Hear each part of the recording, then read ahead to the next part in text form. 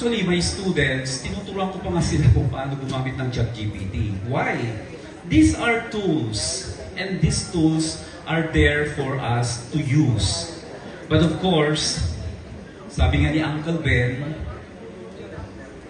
kasi di ba sabi natin kapag marunong tayo gumamit ng AI, pili natin meron tayong power. Power wherein kahit na anong ibigay sa ating assignment ng ating mga teachers, madali na lang sagutan yan. Isang pindutan lang yan. In IT context, so sabi yan, you can view classmates' login credentials in database. So pwede mong tignan yan, di ba?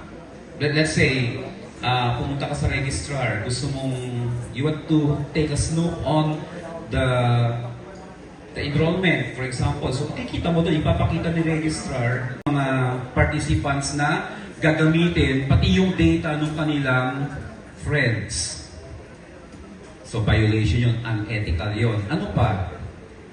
Transparency. Hindi na-explain dun sa mga friends ng participant na kukunin yung data nila at gagamitin for political purposes.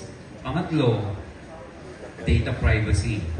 So, kinapture yung mga kinapture din nila yung data ng mga friends nung nag-register dun sa app na yun. So, imagine yung 270,000. One person alone could have more than 2,500. Ang ginather nila na data ay lahat ng mga nag-register dun sa Facebook quiz app.